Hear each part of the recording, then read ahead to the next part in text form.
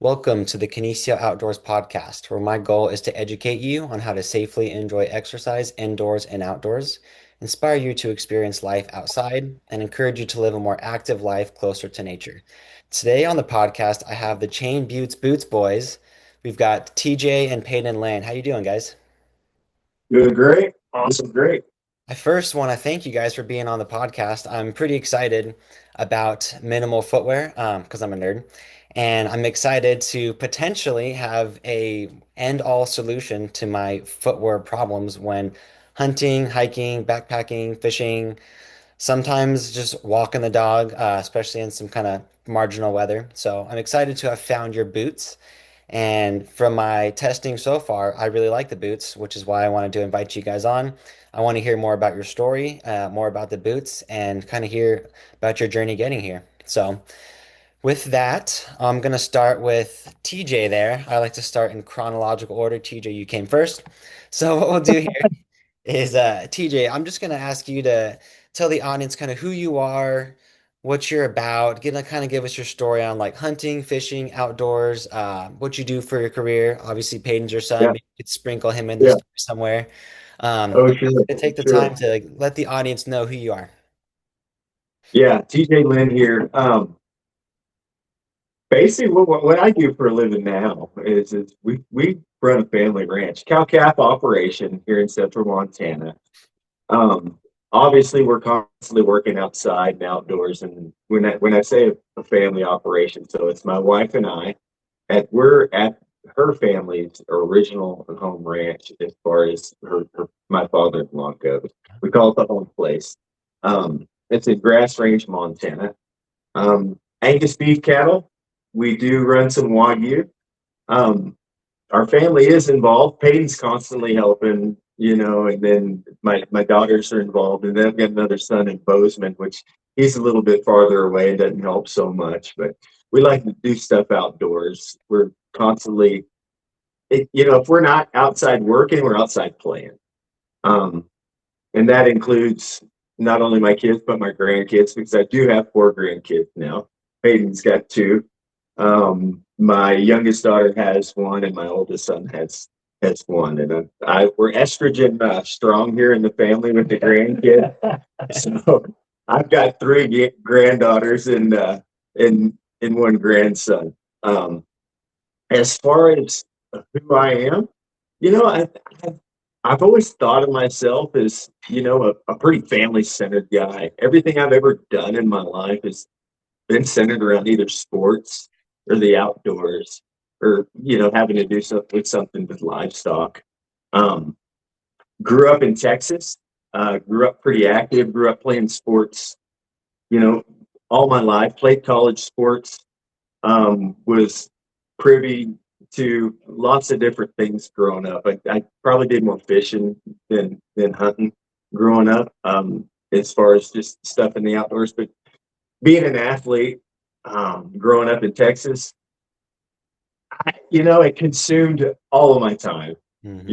And then rolling in and being a college athlete, I tried to spend as much time as I could fishing and hunting.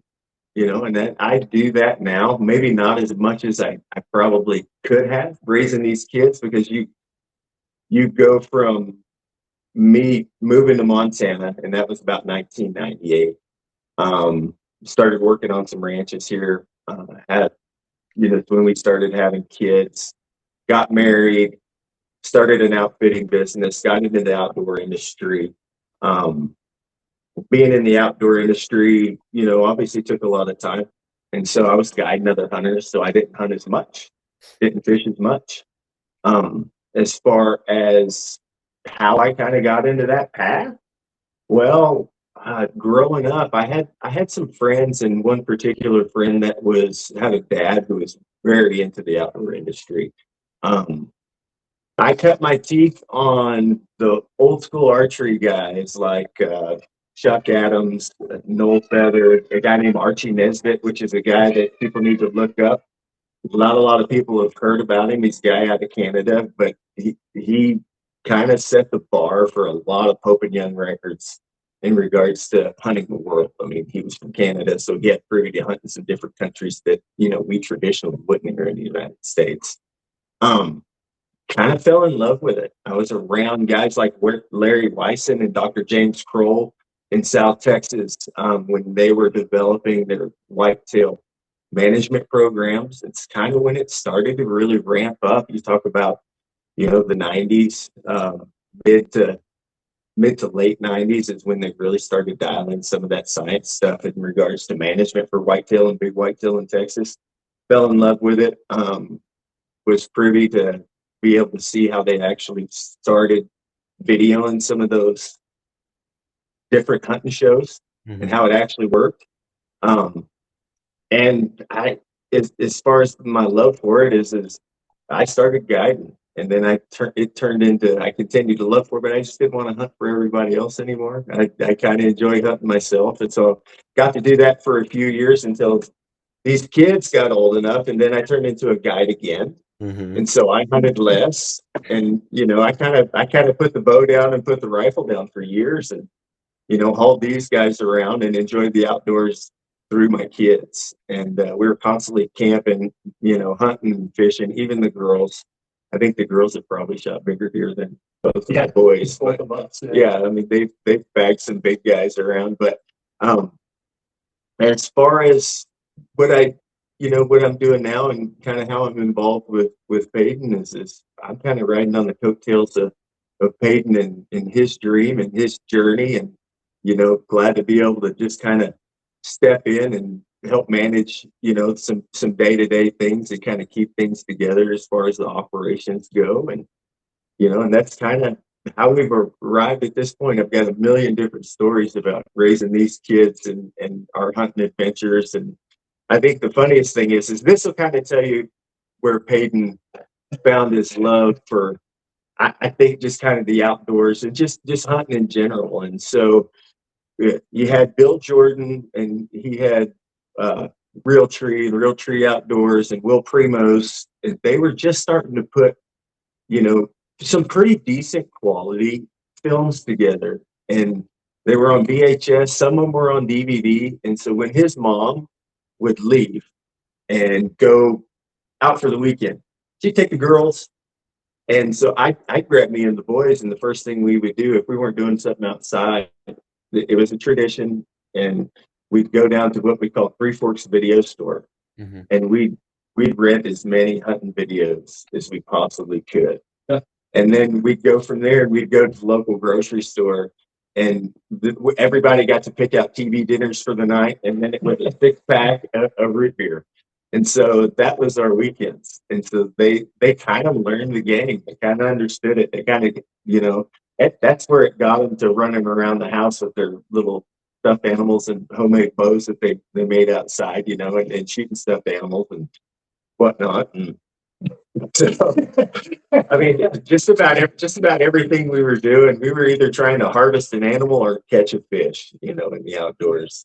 And I think that's kind of how I raise these guys, and that's kind of still how we live today. I like to travel doing it, and there's a lot of different ways to describe how I've raised these kids or who I am. But I'm a guy that just really loves to be outside. Um, really enjoys being outside and being around my family. And obviously, I get to be around the brains of the operation with Payden. And like I said, kind of ride on the coattails of what he's doing. Super excited about it. Well, that's very cool. Man, there's a lot of interesting things there that I feel like you just breezed over. So I feel like you're Yeah, definitely, I can it talk for sounds, hours about it. I got plenty of them. yeah, it sounds like you're the kind of person that it's kind of like pulling teeth sometimes to get some of the stories out of you. So that's pretty fun. Yeah, maybe I sounds like I might have struck a nerve there. Peyton's laughing about it. So, oh yeah, very interesting. Thank you for sharing, TJ. That's pretty fascinating. It sounds like at the root of it, you love animals, right? Mm, Hunting, fishing, ranching. You just love animals, and that's pretty cool. That's pretty special. So thanks for sharing that. You mentioned Peyton there a few times throughout the story, so Peyton, I'll let you take over now. Aside from your dad's strategic influence of those hunting videos and root beer bribery. That's pretty genius there, TJ. I'm going to use that on my kids. Aside from that, and let's hear your story here. At a certain point, it didn't take a whole lot of bribing. Yeah, No. fair enough. You know, it, you look up to your dad and you see the things that he's doing, and you want to do those things. And so it kind of just came more naturally than anything. But I'll introduce myself. I'm Payden Lynn. I'm the founder and co-owner with my father here of Chain Boots Boots. And thank you for having us on too. We're super excited to be here and excited to have this conversation. Well, I was born here in Lewistown, Montana. Kind of came full circle. Grew up around the Gallatin Valley area, and I couldn't imagine a better place to have grown up to be in the outdoors. Gallatin Valley, Central Montana. Both of them are in their own right, just the land of milk and honey and opportunity. We grew up down by the river, constantly going to catch fish. Brother and I, we go out and hunt rabbits in our spare time, and just lots of things that young boys do. Um, I grew up playing a lot of sports, spending a lot of time in outdoors. And again, that's huge thanks to my father for, putting us in those situations. You watch the things that he does, and you're automatically influenced by that. And you want to spend the time doing the things that he does. And he was a great example of what it meant to be a man as well. The time wasn't always there, but he still figured out a way to make time to be with us and to put us in those environments that he knew we would appreciate and get to share with our kids one day. So, like you said, grew up a lot in the outdoors between Bozeman and Central Montana. I was a big fishing guy growing up. My brother was the killer. He was the huntsman. He was. I would always love going with him. He would always be in the wanting to go hunting, and he had this bow. I remember this is like one of my fondest memories. This is him being the huntsman and me being the fisherman. We went out one day, and he told me that, Payden, I'll let you shoot the next rabbit we find. Okay, so we find this rabbit, and Tyson he gets all antsy about it, and I'm like, "Well, what? Why won't you let me shoot it?" And he goes, "No, man, it's too big for you. I got to shoot this one." So, and you get this. He was a big influence on me being outdoors as well. And you look up to these people, and like I said, you just kind of follow in their footsteps. I was very, very involved in sports when I got into high school, moving up onto college. And so I got to really disconnected from the outdoors. I was fully sold on the fact that I was going to go play in the NBA. I was three-sport college athlete, bounced from basketball to track to football, back to basketball and track. And, I once you get to the college level, especially, they own you. And so, you don't have a lot of time to go out and chase stuff with your bow or spend a lot of time fishing. And, I really got reacquainted with the outdoors once my sports career ended. Mm-hmm. And I would be remiss to say it wasn't because of my faith journey as well. I became a Christian, and there's just something in nature that men, whether you're a Christian or not, there's just something that resonates with men in particular about the outdoors, that you can only find some sort of spiritual fulfillment in being in God's creation because it speaks of him. And that's how I regained that love and that passion for being outside. And it kind of sucked me in. I started fishing more. I started hunting a lot more. I found friends in a community. The hunting community was so much different, but very similar in a lot of ways to the sports community. And so you find a community of people around it that you can bounce ideas off of, and you get to go participate in these things with. And it was a special thing because I wanted it to be a lifelong endeavor for me from that point on. I ended up getting married. My first job out of college was as a resident director at the university that I graduated from. And so it was fun. It was a lot of fun. I've got a bajillion stories I could tell about that whole experience. But to supplement a lot of what I was doing, because I had a lot of free time as a resident director, I picked up the opportunity to work with some different hunting and fishing TV shows, essentially brokering sponsorship deals for them. Ben Cole over at Rooted Television was the first person I started doing that with. If you haven't, I'll give him a shout out. He's got a great show. Go check him out. But I absolutely loved it. Again, it was something that I just wanted to do, and I had a passion for it. And I really got to see the inner workings of how the outdoor industry was doing a lot of different things. And it was a lot of fun working in the sponsorship realm. There's a ton of money to be made in the media industry, and the media side of things is becoming increasingly popular. But there wasn't really a hole in the market for it like there was what we built. Um, I switched to barefoot shoes. It will kind of this might be an interesting or decent segue into talking about the boots, but I switched to barefoot shoes after I quit playing sports. My body had taken an absolute beating. Hmm. 10 full seasons between three different sports, and it hips, knees, ankles, back, all the joints, all the things.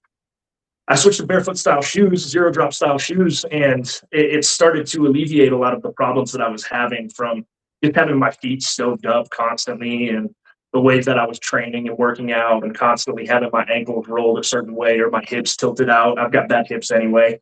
And it was completely changing, life changing for me, especially getting to do the things outdoors that I wanted to do. I wasn't in constant pain anymore. But having worked in the outdoor industry, we noticed there was a hole in the market for something like we were going to create with the Phantom Step. And it took a long, long time, which we'll probably get into, to develop and to build on.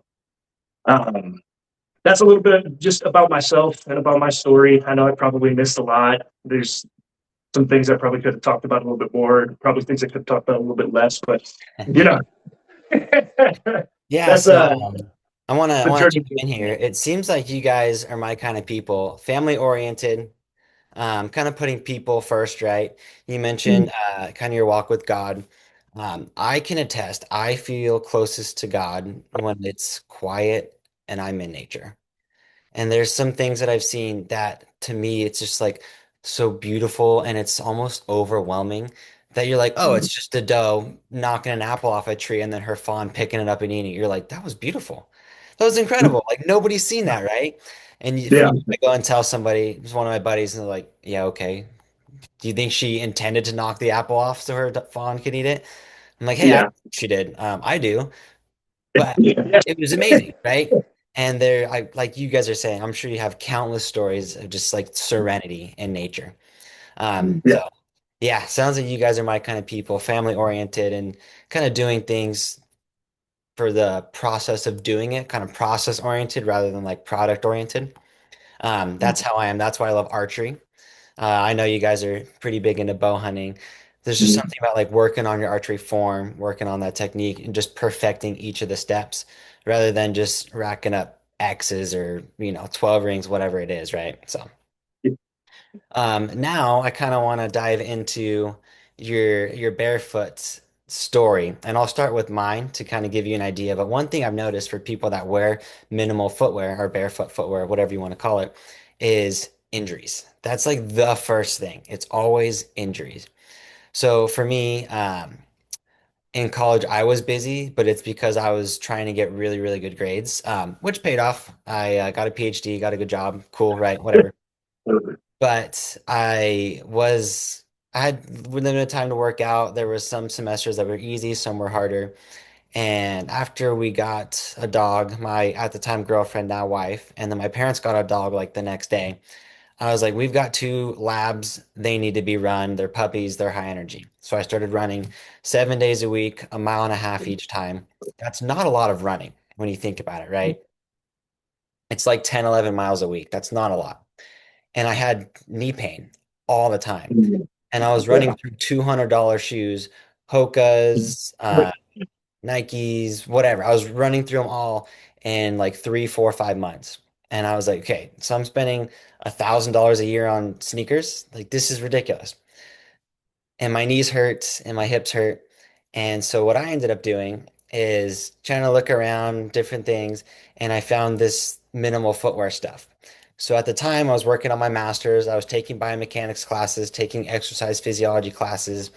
I was job shadowing physical therapists. I job shadowed a physician's assistant in an orthopedic surgeon's office that specialized in hip, knee, and ankle. Excuse me. And throughout all that stuff, I was like, The human body is the most complex thing on the planet. God made the most complex thing from the beginning.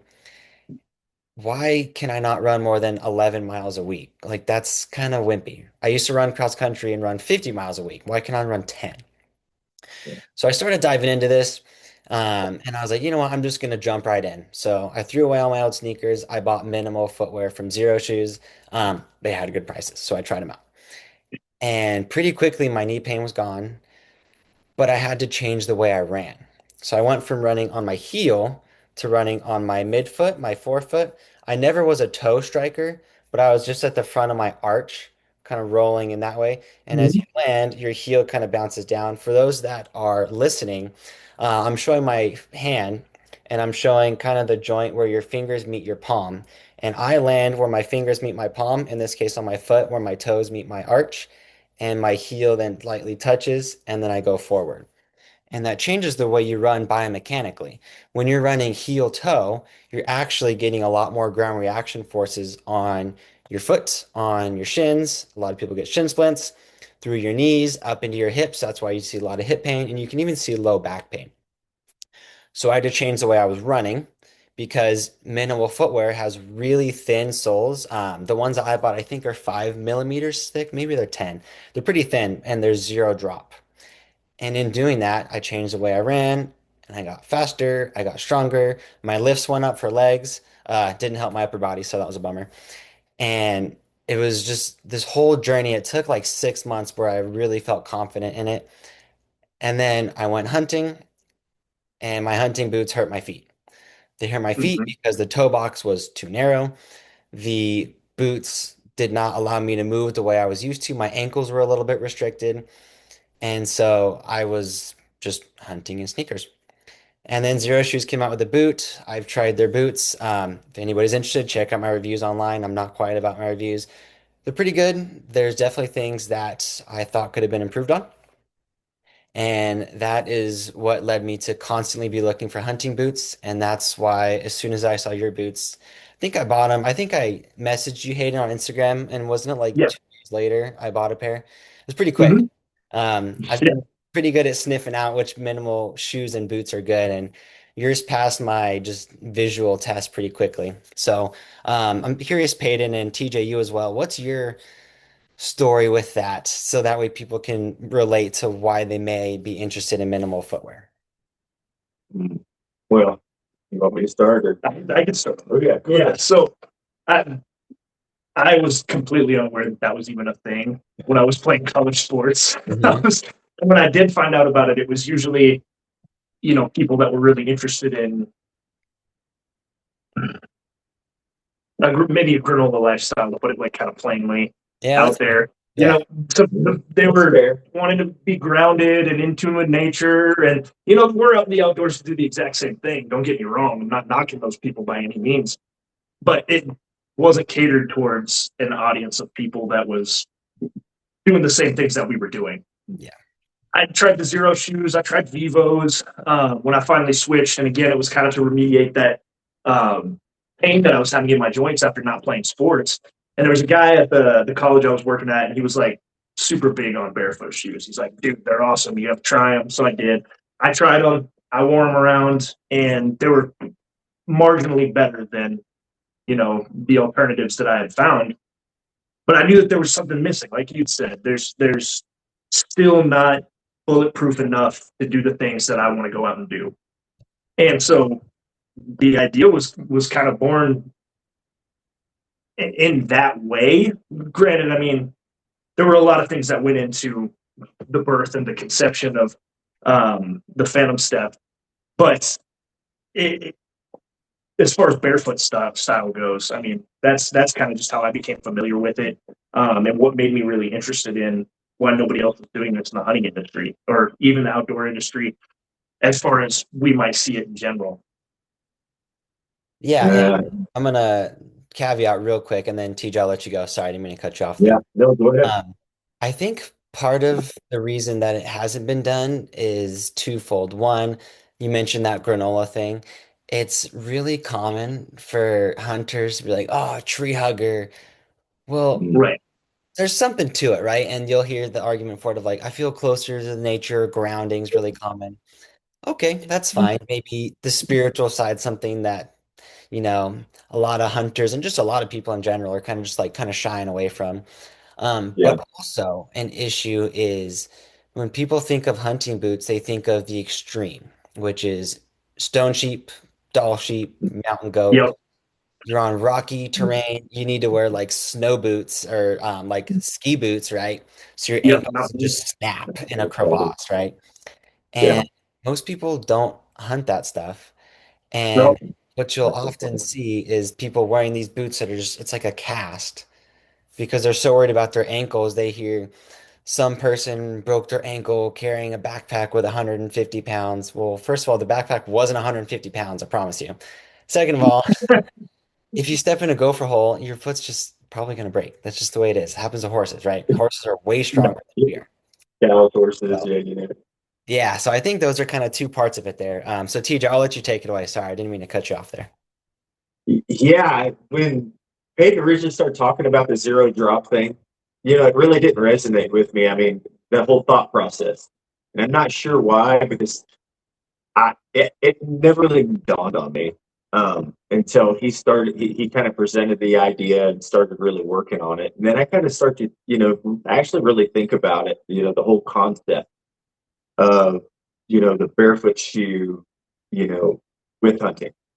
And so I started to think about my own experiences in regards to just archery hunting. Um, Growing up, if you're going to sneak up on something, you had to get quiet. Well, it wasn't going to be in the shoes that you were wearing. It Mhm. was going to be in a pair of wool socks, as far as I was concerned. And so I would literally stalk, and I still see guys all the time, almost daily, watching media and films where they kick off those mountaineering style shoes, even at high elevations and rocky conditions, and they stalk in their socks. Mhm. And the more I thought about it, I'm kind of familiar with some of the traditional bow hunting styles, and people wanting to use long bows and recurves of that nature. There's a pretty healthy community of traditional archers and hunters here in Montana.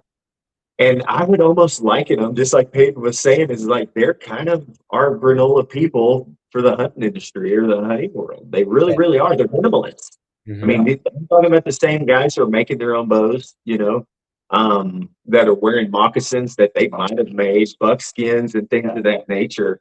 One of the better bow makers, I would say, stick bow makers in the world, is right here outside of Grass Range, Montana. It's a company called Stick Bow, and his name, I got a funny story, but his name is Dick Robertson, and it's Dick Robertson Stick Bows. Um, if you've got one of those sitting around, or somebody that has one, they either came by it in a really special way, or they spent a lot of money on it. Um, I was guiding on a place that we had just south of town here. When I was outfitting, I had a client with me from New York. We were archery elk hunting, obviously with compound bow, and I knew Dick, but I didn't know him super well. But I knew of him, the legend of Dick, Robertson. Anyway, here we are sitting in the woods, and we're actually on a piece of lease ground that he actually had permission to hunt on. I had no idea. He didn't know I was in there either, and so we're watching these bulls across this meadow, kind of on the edge of this wood line. And as far as hunting goes, well, anyway, somebody sneaks up on me. Well, he snuck up on me. The guy was wearing a pair of moccasins, and he was wearing buckskin pants, a buckskin shirt, full traditional gear, handmade arrowheads, handmade arrows. And he stopped to talk to us for a moment, and he started to give us the rules of hunting based on his experience and his understanding, and he began to basically reprimand us in the middle of the woods while we're hunting for shooting a machine. Mhm. But that thing right there is that is a machine, and this is how a man should hunt. This is how we've always hunted traditionally, throughout the years. Um, but there's some truth to that in regards to how people have hunted, you know, as you know, our civilizations or non-civilizations that have evolved over the years. They hunted on their feet. They hunted barefoot. You know, if they were Native Americans or Indians here in this country or anywhere in North America or anywhere in the world, you know, maybe they might have a moccasin on Hmm. their foot just for maybe some minimal protection, or maybe it was seasonal. You know, maybe it was from the cold or something like that. Um, but as far as the whole minimalist aspect of it, or the zero drop aspect of it, as an athlete, I never wore any. It was always, you know, Loctite baseball shoes. Maybe a turf shoe was framed a little bit different for, you know, playing on turf. Um, as far as hunting goes, never wore them. The first time I ever actually really heard about anybody either training athletes barefoot wise, but I think they were doing it at Stanford, and they were training track athletes and doing the workouts barefoot on the infield Yep. before they started practices. Um, and I think more than anything, as far as the barefoot style thing goes, I could agree with Payden is whenever I started wearing the barefoot style shoes, I've got terrible hips. I got labral tears in both my hips. I've waited to get any type of replacement. Um, the more I started to wear the barefoot shoes and changed the way I stepped and changed the way I moved, um, my knees and my hips steadily got better as I strengthened my feet. I noticed that, you know, over probably, I don't know, a few months. And it actually didn't take long. And then now when I put on a regular pair of shoes, or when I put on a pair of cowboy boots, I know within seconds of taking 5 steps on how my body actually feels when I'm moving. Um, was never a granola guy or you know, any of that stuff, or a grounding guy. My wife, on the other hand, has the ultimate barefoot traveling foot. She's constantly barefoot. She'll walk on the gravel. Yep. Um, you know, she'll grab her cup of coffee in the morning. She's one of the okay.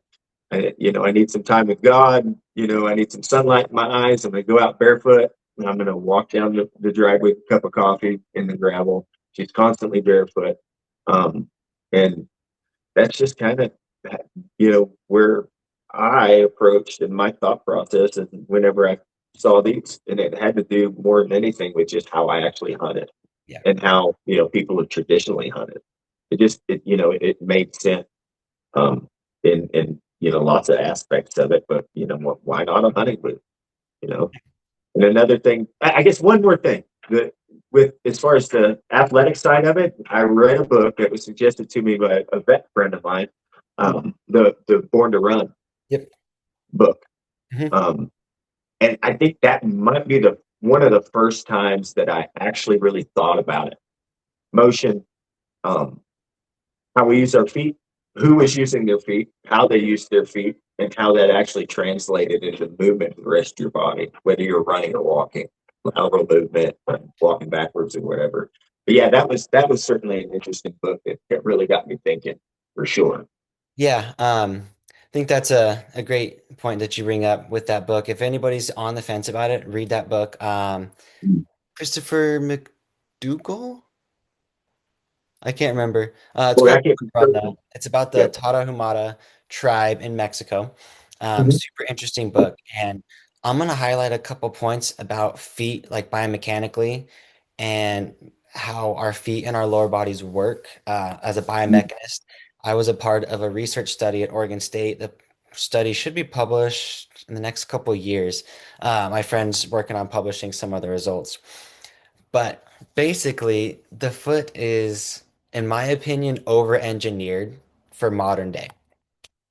And what I mean by that is people, as in the book Born to Run, used to run down animals. And that's how they were effectively hunting. A lot of it was them running down animals. Before the atlatl, throwing spears, largely ineffective. Bow and arrows, okay, you got to get the old bow and arrows, what, 10 yards away? Incredibly difficult. So people, unlike animals, can sweat and their lungs are overbuilt. So they're runners. We're long distance runners. Everybody's different, but in general, the human race is pretty darn good at long distance running. That's why you can see people doing like 200-mile races, right? Mhm. Most animals can't do that. There was a study when my dad was in Pennsylvania. I think he was like in high school, and someone wrote an article in the newspaper that said you can outrun a deer if you ran like the whole day. The deer will sprint or jump, bound, whatever, and then be done. Take a break, and then you might get close to catching up, and then it'll sprint again, and then it'll get away, and eventually it's not going to be able to go again. And you're just going to kind of be the tortoise, right? Just slow and steady, just kind of nipping at its heels. Yep. Eventually, you're going to get to that deer. So biomechanically, what happens with the foot when you step is the foot is an arch. There's actually three arches in the foot. And as you put weight on the arches, it spreads the foot out. Your foot has so many bones. I want to say it's like 26 bones, more than that in muscles. And as you put force on it from the top, the foot, if you're looking on YouTube, imagine my hands, my foot, the foot will spread out and it'll flatten slightly. It doesn't flatten a ton. And in the study that I was a part of, we actually created a model with MATLAB for you engineering nerds. We made a MATLAB model so we could model the change in the transverse arch, which is the front arch across the toes, as people were walking, running, and changing direction. And change of direction was they jumped from one foot to the other like a leap, and then they immediately changed direction to the laterally. I think most people are right leg dominant, so they jumped then onto their left foot. And what we found was the foot does great with all of them. There are changes, and there are changes depending on the task. Walking has the least change. That change of direction where you're jumping and landing on your foot has the most change. Makes sense, right? But nobody Yeah. was able to map it before my friend Demetrius Athanasiadis was able to do it. So what a lot of people think when they hear about minimal footwear is, well, I'm hunting, I walk a lot of miles. Cool. Old time people, 1800s, 1950s, before we had orthotics and all these things, walked more miles than most of us, I promise you. Yeah. When I go They're- hunting, I put in a lot of miles. 2 hunting seasons ago in Oregon, the longest day I've ever done was 22 and a half miles. My pack was 30 pounds to start. Once I finished my water, I was closer to 25 pounds. And my feet were fine. My feet were fine because I built up to it. I walk barefoot, I run barefoot, I really overdo it. However, I'm probably not going to pack a 100-pound pack many, many, many miles without that foot support. Why? Because my foot's not used to it. For me, 100 pounds is 66% of my body weight. That's a lot to add to your body. So that's something where I'm not going to be using my middle footwear. I'll probably use my boots with a little bit more support. It's going to feel a little bit weird, but I don't want to just be blowing out the musculature in my foot. That's going to take a long-term recovery. You can really stretch those muscles out and it's going to hurt. Your arches are going to hurt for a while. So that's the way I approach it. Again, I walk and run barefoot regularly. You talked about your wife being outside barefoot. Funny anecdotal story. I live near Dan Staton and of Elk Shape and his training day video from last August. I was on the video. I was the guy he asked about ballistics of the arrow because as soon as he heard I have a PhD, he's like, I have a question for you, which, okay. So I was walking barefoot on the trail with another guy, Nick, and I think we did like 4 miles. Um, I was more cognizant of where I was placing my feet. Why? Because I'm not going to step on thorns barefoot, right? I'm not going to step on rocks Yeah. intentionally. Yeah. So I'm looking up and I'm a little bit more intentional about looking down every once in a while, which to me means I slow down a bit, helps with hunting, helps with kind of being aware of your quarry, as well as I'm quieter. So those are really, really big things. Well, this is pretty funny. This didn't make the cut. I was wishing it would make the cut. Dan had his trekking poles because he was post ACL surgery. We geeked out about his ACL surgery. That's what my PhD dissertation was on. And he's got his trekking poles and he just jams one on the ground and he jams the other one right on my foot. Oh. So I'm looking at him and I'm like, hey, what are you doing? He goes, what do you mean? So I picked up the trekking pole off my foot, moved it in the dirt, and he was like, I could not do that with my feet. Maybe I should do a little bit more barefoot stuff because my feet are weak. That would hurt really bad. Uh, it doesn't make your skin like bulletproof, but your skin gets tougher. Your Yeah. bones get stronger. It helps Mhm. prevent osteoporosis. It's really important for women before menopause to do things like load bearing activities. Squats, one of the best examples. Deadlifts, like the second best example. Walking with minimal footwear or barefoot is also going to help with these. There's so many benefits. I could go on for hours. I know I'm boring you guys. I apologize. No, no, But with man, all of this this is good. stuff, this is why I just do minimal footwear all the time, except when I carry a heavy load.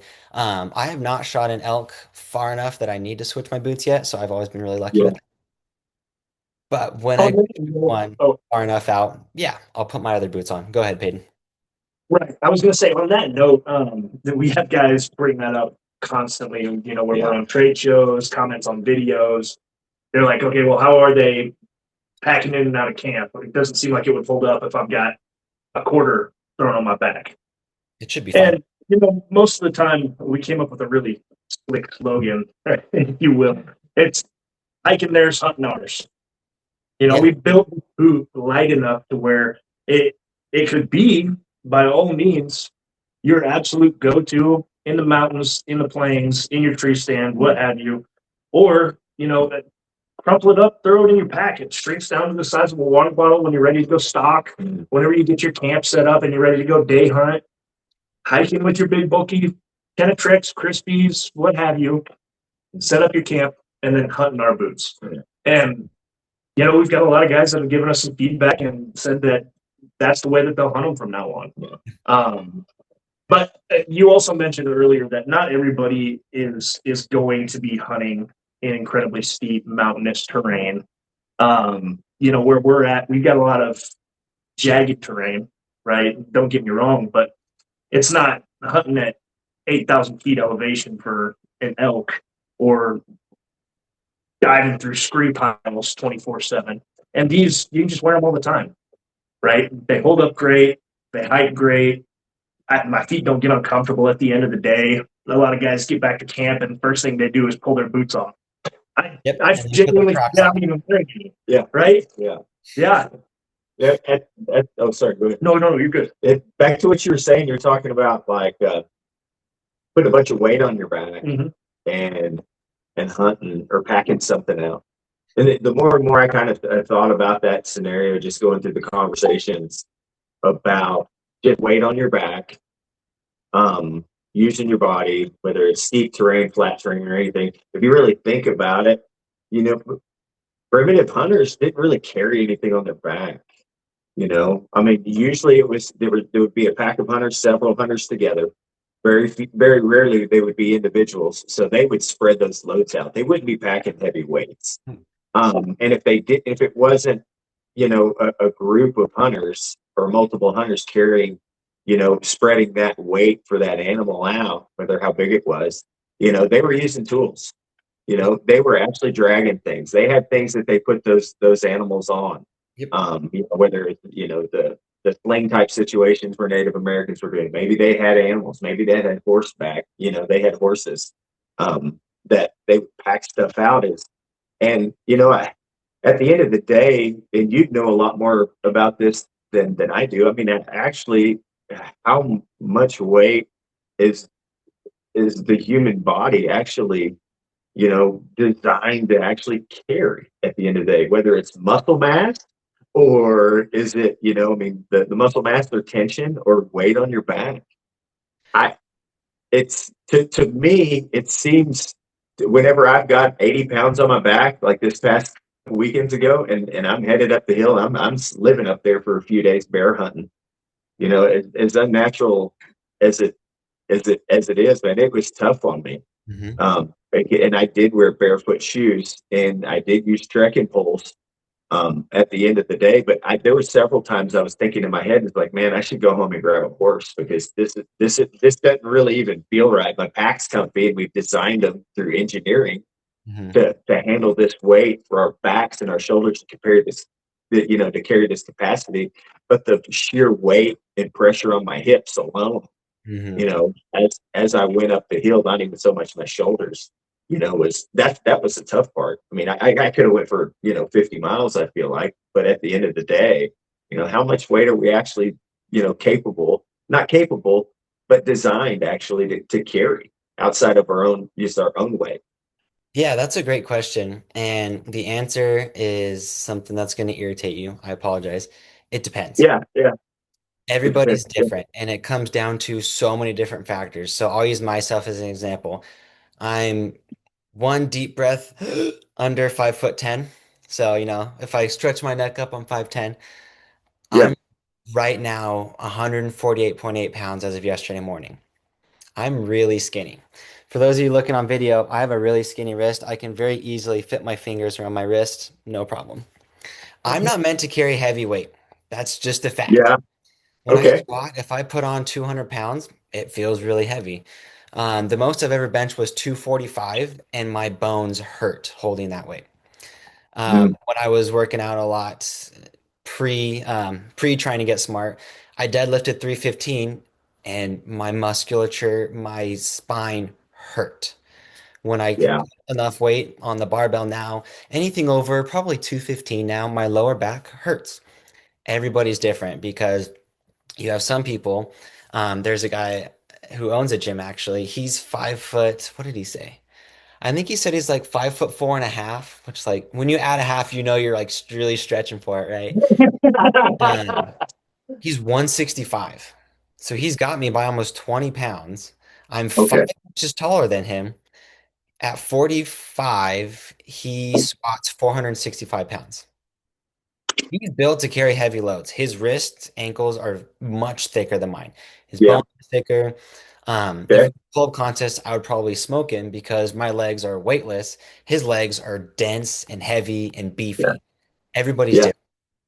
yeah, So on that note, it's really hard to say. Everybody has yeah, their own strengths. I'm really good at yeah, pull-ups. I'm really yeah, bad at leg power, leg strength. yeah. You may be really good at curls. Maybe your shoulders are really weak with lateral raises, right? Right, Everybody's sure. different. If you have long wingspan, it's harder Yeah, to bench sometimes, longer femurs, harder to squat and deadlift. There's so much that goes into it. yeah, Everybody is individually so different. I sure. will say, from an engineering standpoint, I've taken enough engineering classes that I can confidently say backpacks are over-engineered for what we can carry, which is on purpose because they don't want the backpack to break.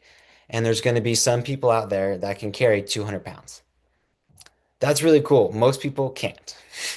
I carried a 175-pound bear whole in a backpack half a mile, and I was sore for a week. I could barely walk. I was hunched over. It was terrible. And at the time, Yeah, I was squatting 225, probably for like 3 or 4 reps. So noticeably more weight, but it's walking, it's always on you, and it hurts. yeah, Back to bring this back to the boots, I'm not going to do something like that very far with minimal boots because my yeah, body's not yeah. designed. And that's where I'm pushing past what my body's designed to do. Yeah. So with that, I want to point out the features because I feel like I'm turning this into a biomechanics lecture. I don't mean to do that, guys. I want this No, to be it's about what you guys have totally done. fine. Um, Totally fine. my experience with minimal boots specifically is the problem is with what they are a solution for. They're a solution for being restrictive. Most boots I found are really restrictive. These boots and minimal boots in general, minimal footwear in general, is supposed to be almost free. Your foot's supposed to be allowed to move. Your toes move, your toes spread open. As your toes spread open, you can take advantage of that arch, and then that arch kind of flexing and flattening out as you add weight when you run, jump, skip, whatever. So there's usually a wider toe box. The material is also supposed to be very flexible. And I personally have noticed I have actually decent traction with less tread with minimal footwear. And I think Hmm. it's because my foot's a little more splayed out, a little more surface area, things like that. So some things that I've noticed is I've seen dish issues with delamination throughout attaching the sole to the upper. That's super, super common. It's really hard to get a material that's durable and flexible. Those are probably the two biggest things. The third biggest is the waterproof, which has to do with the material choice. It's hard to have a really good waterproof material that's flexible. So those are the things that I was always irritated by. I've gone through 4 different sets of minimal boots, as well as 3 or 4 different sets of minimal sneakers. And every one of them have had those issues, every single one. So with those issues in mind, how is it that you guys solved or did a really good job improving upon most of those on your first attempt? Because this is where we can get into some of your heartache there, Payden. Yeah. No, it was man. Like I said, this took us from when we first started, and I even came up with this idea. It took us 3 years to even have a prototype that we were like, we could maybe put that off on the market. And it took a lot of time selecting different materials. We ran through a bajillion different prototypes. We settled on a lot of the materials that we did for dual utility to solve, like you're talking about, a lot of those issues that other minimalist footwear have. And that's not to say, there's certainly things that are always going to be on our radar to improve. Overall, we've been very, very happy with it. But I'll walk through like the reason why we did a few different things that we did.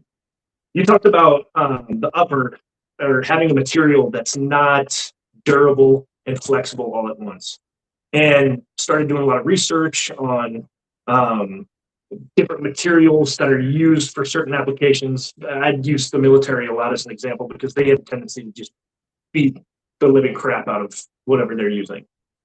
So I did a deep dive into the type of canvas that they were using in tents, in their canvas bags, in shoes, all of the above. And we landed on the type of canvas that we're using for that purpose. Because once it's broken in, that canvas gets soft.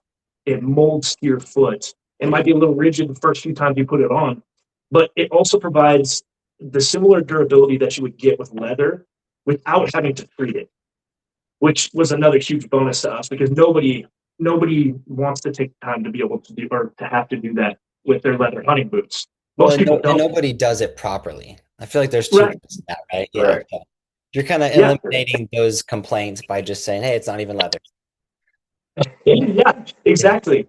And then, the canvas, another thing about it too is we knew that we wanted this thing to be breathable and water resistant. And striking the balance between that is nearly impossible, right? So the canvas allows for additional treatment to be added on if you wanted to camp dry them, spray them, wax them. Some guys use the canvas wax on it to increase that waterproofing without sacrificing the breathability that comes with it. Now, on that note, the waterproofing, we've experimented with a couple of different materials. We weren't completely sold on something like Gore-Tex or Sympatex, simply because the breathability factor wasn't there. This is an early season archery style hunting boot, like was our initial very, very purposeful intention in building this. So guys are hunting in huge temperature swings from 40 degrees in the morning to 90 degrees in the afternoon during antelope season. Mhm. So we selected a material that's used by a certain athletic footwear brand in their football shoes. And it this material has been really interesting because there's some people that have had absolutely great experiences with it, and other people that are like, my feet were soaked after 5 minutes. And I'm sure that's something that's probably has a lot to do with the manufacturing consistency as well. But this material is wicked breathable for how water resistant it actually is. And it's not like Gore-Tex where it's just a membrane that's supposed to keep water out. This is actually very similar to something like neoprene, almost logs the water to a certain boiling point, if you will, to where it keeps it out, keeps it at bay, but it does have a point where it becomes permeable. So, it was hard trying to find that material that we were happy with, that provided that breathability, but also that waterproofing. Um, Another thing we got a ton of interest in, pushback, a lot of support for all at once was the laceless system. Mhm. Some guys love it, some guys hate it. And, at the end of the day, we've been incredibly happy with it. I absolutely hated anytime I was out in the field having to drop down and tie my shoes. And I joked about it. I can't tie my shoes. It's not that I can't tie my shoes, but it makes it so easy. You don't have to put your gun down. You don't have to put your bow down. If you need a little tighten up, it's one handed. You pull it out, you push it in, you twist it, right? makes it quick, makes it easy. It's been incredibly durable. The only one that's given us any grief is some guy's dog chewed his up. And so, Well, you know, it, water resistance, weather sealed. It's done great in everything from salt water to sandy, dusty conditions out in the middle of the high plains, the desert plains. Um, yeah, we went with it simply because of its convenience and because it was wicked durable. yeah, so I have a So, question about that. This is something that I'm sure you can address. I could yep, potentially see an issue with it getting gunked up with like mud. Mhm. Um, yeah, have you experienced anything like that? no, we haven't. And the people that have used it, I mean, there's a reason that most heavy duty mountaineering boots are switching to it as well. Okay. And it's not just purely for convenience. I mean, these things are locked down tight. Small particles of dust and sand that get in there usually work their way out. I personally haven't had any issues with it, and I outside of the guy with the dog, haven't had anybody come back and be like, "Yeah, this thing got gunked I think up." when you're actually wearing them, you don't have them in that open position Right. with the BOA system. So whenever you click that down, it's almost kind of like a seal. But could you get it packed with mud? Yeah, you probably could. But the BOA system is actually pretty simple. I mean, the mechanics of it. If you actually look at it, you open one of these things up. There's not a whole heck of a lot to it. There's like two pieces in there that you would allow you to kind of ratchet it and click it and engage it.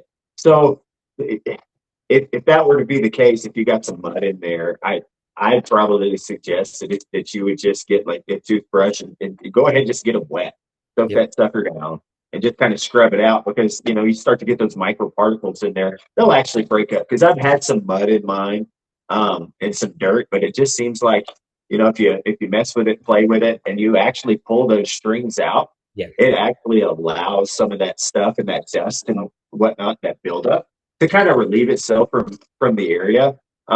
We've had some guys talk about like the squeaking, and I actually noticed it the first couple times that I used it, and I think it, what it ends up being is you tighten it down really really tight, and the material that it's actually over the top of right here will actually squeak just a little bit when they're pretty new before you really break them in. What Payton's been telling people to do is we're allowing that shoe to kind of break itself in and stretch and kind of form to your foot. Wear them around a little bit with the bail open, Mm-hmm. so it allows your foot to really kind of move around in there, stretch that material in there. And it actually, it's what he told me to do whenever I said, hey, Peyton, guess what? These things are a little squeaky. They're not the silent shoe that we were talking about. But, and he said, well, we talked about it and what he's done, and he noticed it. And that was kind of the hack for that original squeak with that BOA system. Something you probably he had mentioned about was like you probably ought to go to talking about the sole, and he was talking about like the delamination problem that a lot of the barefoot shoes actually have. That Every barefoot shoe, let's just be clear, Yeah, every single one. I've tried three different brands. the All three rubber of them had formulation. yeah, issues. How many mils? that's one that I mean that has been a tricky one for us. We've seen it more in a single model in particular, and I think it's the one that you actually have the piney woods color. Yeah, yeah. And the materials that you end up working with when you're building something that's high performing like this, they're very very fickle, right? It could be something as simple as temperature or not reacting well with. We found out in a couple of cases the way that they treated the canvas on a couple of pairs. Um, and so the delamination thing, it's something that we're working on. We're gonna again play around with some future products that we're thinking about coming out with. Um, a couple of different ways that we can alleviate that, and we won't go into great detail as far as that goes. Yeah, I mean, yeah, we have had probably less than 1 or 2% actually truly delaminate outside of, some very fringe stuff. Pretty good for the market standard. Yeah, for sure. Yeah, and I want to touch on that really quick. So, in my initial review video, I think I had about 18 miles on my boots, and there Mhm. was slight delamination. So I thought, perfect. I'm gonna be the jerk, and I'm gonna take my boot that's ever so slightly delaminated. It was like a third of an inch, and I'm just gonna put my foot in the river, because this will be a true test, right? Yeah. And my feet didn't get wet. I left them in there for like 30 seconds. And my daughter, we were at the river, she goes, "Why are you walking in the river? You're wearing boots." And I was like, "No, you don't understand. I'm testing them." She's not even 3. She didn't get it. Yeah. I didn't get my feet wet at all. So even though there was slight delamination on mine, which it's Yeah. like you said, within the industry standard or whatever you want to call it, the boots still function well, but my feet didn't Yeah. get wet. Mhm. And that's where I'm pretty impressed because your sole, and I think you should move into that next, and your upper are Right. both very durable. Your upper feels like you're saying that canvas feels really tough. I was at my parents' cabin in Northwest Montana, dragging my feet through whatever brush I could find, and nothing. It was fine. The boa Mhm. system didn't become loose. It became slightly loose after marching, spraying their dang food plot for 10 hours. It came slightly loose as I was walking up and down pretty steep. And then, like you Yeah. said, I just reached down 3, 4 clicks, and it was perfect. Super easy, super Right. convenient. All these things that I feel like you guys are being really hard on yourselves. One, it's your first generation that you're bringing to market. Two, all these things are things that are far less than the other ones that I've tried. Again, check out my other videos, everybody, if you're really, really curious about my honest opinion. Nobody pays me to do any of these videos. And three, they're still holding up really well. They're Yeah. really Yeah. durable.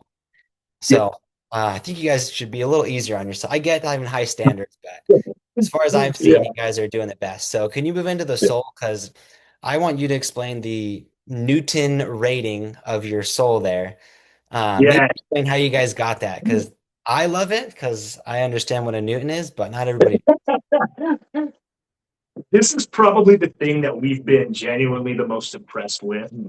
And every single barefoot style shoe, zero drop style shoe that I wore, including like even some of the work boots, like I had a pair of Brunts, Mhm. and you step on a nail at the construction site, Yeah. you feel it. Yeah, it just punches right into the bottom of your foot. Had that happen several times.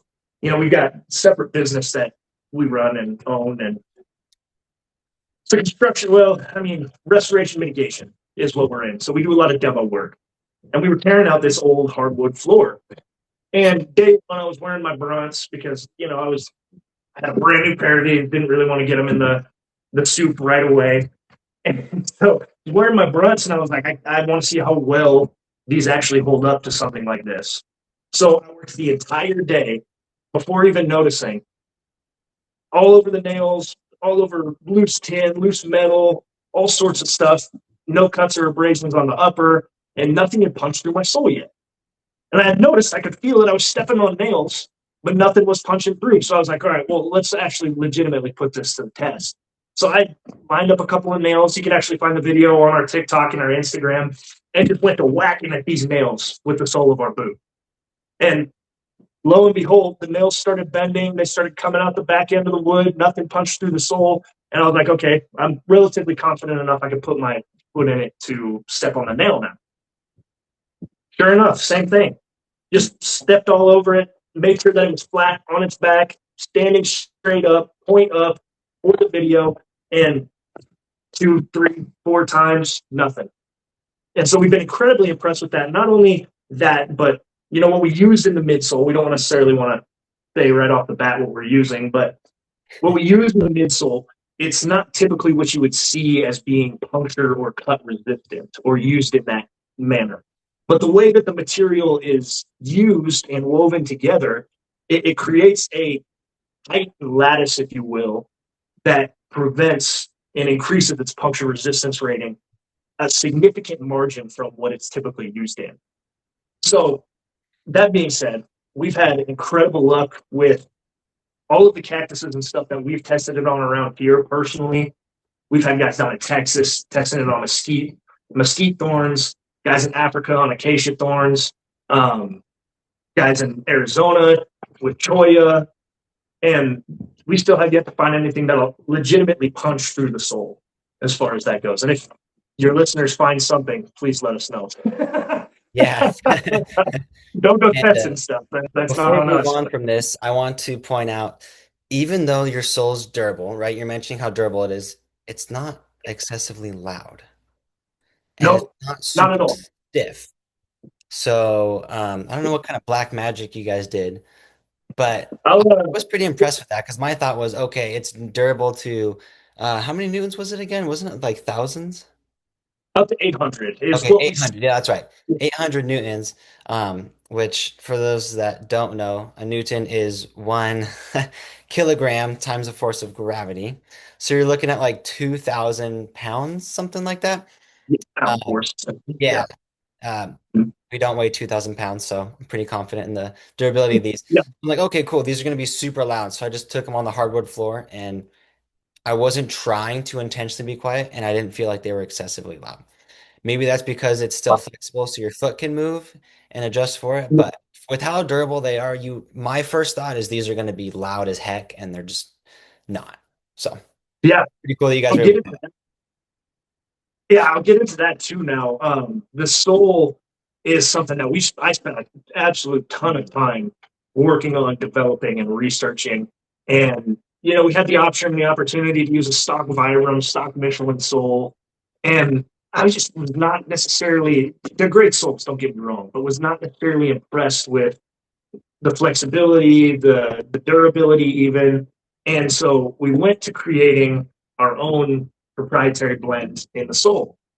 And like you're saying, you would expect it to be being as durable as it is, that it would be loud, that it would be stiff, hard, all of the above. What's super unique about this is that the rubber gets softer, but it does not get weaker. And a huge testament to this would be we just had a couple of kids that have our boots. I say kids, they're men. They're out hunting, and they're in Hawaii. And the lava rock that's Oh out there, yeah. Yeah. super sharp, jagged, cuts through just about anything. Two of them were wearing a pair of crispy boots, and one of the guys had our boots, and he was the one that was actually doing all the hunting. The other two guys were just there to help him film and all that stuff. They were going across all these lava rock fields, and the crispy guy's boots, the Vibram sole lugs, were starting to bust off, Mhm. break, Yeah. huge cuts and gashes on the bottom of their soles. He brought his shoe back to us at the booth that he wore over the exact same terrain, and there were no significant cuts, no significant abrasions. The lugs were all still perfectly intact. I mean, they're low profile, but still, that stuff is absolutely brutal. And the way that we designed this is we wanted to maximize the flexibility, the softness that equates to that quietness, and then also make it as durable as we absolutely could. And I genuinely, the sole has probably been the more durable aspect of this boot because we've had guys put 400 or 500 miles on them during shed season from the mountains to the prairie, and the sole is perfectly intact. You look like you could just rip it back right off and put it on another boot. Mhm. And it's something that we've been really, really happy with and impressed with. Yeah. Yeah. So I would agree. It is impressive. yeah. So with that, I don't want to cut you guys off here, but is there anything else that you'd like to talk about with the boot? Maybe some features that I forget failed to bring up or anything like that? I feel like I can talk about the sole thickness really quick. What Oh, kind oh, of cool. makes Yeah, please. constitutes that barefoot style? Um, from where your foot sits inside the shoe to the outside is only 4 millimeters thick on top of that, which again, we were really, really happy with how that turned out. And they're less than 16 ounces a piece all the way up until a size 13. We say that this is the lightest true hunting boot on the market. Um, and we're very confident somebody could try and prove us wrong, but we've already found one. Yeah, we haven't found one yet. So yeah, outside of that, if you have anything you wanted to add or No, not really. I think Hayden went through a quite a painstaking, long process putting all this together. I mean, it's been thoughtfully designed.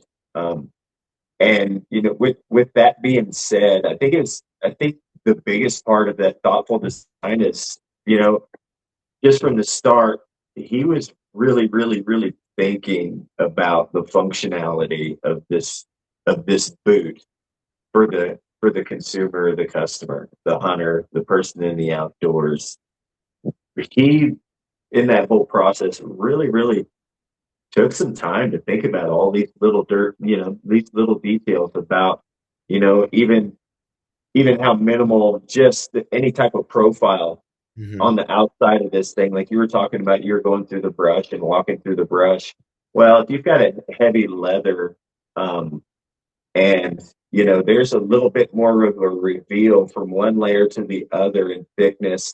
Well, what's that actually doing is it's actually giving that boot and just more of an opportunity to snag on that other piece of grass or just a little bit more of the brush or anything like that.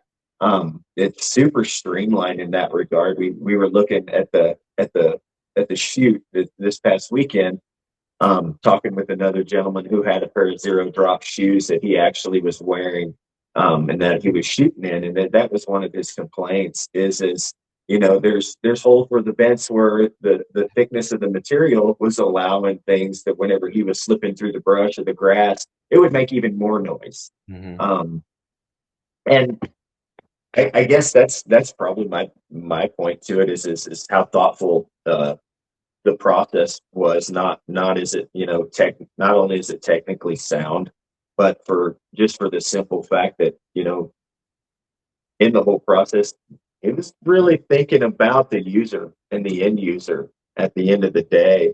um, there's a lot of things that I feel like that we could probably have changed or have done to build some aesthetics or design things in regards to just kind of the curb appeal or just the visualization of it.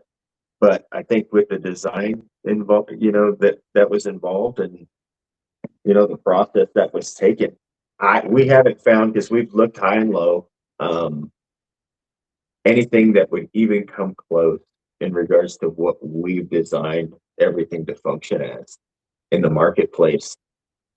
We do know that there are a couple companies that are working on some things, which is fine by us. We appreciate it. But at the end of the day, this is designed for the hunter who's in the field, or the outdoorsman who really wants to take shape with their foot and feel what's underneath them. And you can do that with barefoot shoes, or barefoot design shoes, but you can't do it with the protection Yeah. that these actually provide, whether it's the moisture protection or the puncture resistance. Yeah, I think it's a pretty special product. We're really, really proud to have it out there in the marketplace, and we think it's gonna. I think it's really going to improve some hunting experiences as more and more people try to, get into that barefoot style and really understand, the benefits of it, and then have the protection on top of that. Yeah, I think that's pretty well said. Like you guys were mentioning, there was a gap in the market. There were people, just like with old backpacks, right? Before backpack hunting became like the cool thing, people were using Kelty or whatever brand Yeah, they find. aluminum frames. Aluminum frames, bright orange with the two pins on top that rattled. Yeah. Yeah, they'd use Yeah, those yeah, to go backpack yeah, hunting, right? Well, yeah. now you guys are saying, okay, there's a need for this. And I feel like you guys did a pretty darn good job, especially for your first attempt at this. So I was excited Thank to you. find Thank these. you. That's why I wanted to have you guys on here. I was like, no way, these look really good. And then I tried them and they still held up to be really good. So I thought I'd like to know about it. So before we get off here, this is the Kinesio Outdoors podcast. So TJ, how do you keep those guns, man? What do you do to keep those things? Okay. Yeah. I work out 5 to 6 days a week. There was a point in time where I actually, I lifted pretty heavy. I had a little horse wreck about 8 months ago, um, where I broke riding a colt, and I broke 5 ribs on my left side here. I punctured a lung. I ruptured my spleen. I had a really fun little helicopter ride to a hospital, and then a nice little stay in ICU for about 4 days, and then in the hospital for about 8 days, and then another week after that. But anyway, um, I used to lift pretty heavy when I was younger. But I do kind of a body weight workout. I call it my prison workout in Yep. the morning. I do a lot of stretching, mobility work because of my hips, and I do some dumbbell work. But outside of that, I would almost chalk it up to good genetics. I mean, Yep. I don't Why know. don't you just rub it There's in there? something about it. Yeah, just like you were saying, we're all built different. Yeah.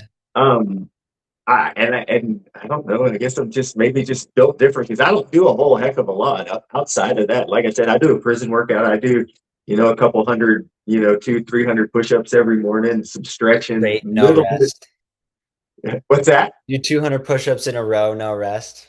That's why. That's the I secret, don't everybody. know. I mean, I haven't tried it, but yeah, maybe, but yeah, no. And I try to stay fit.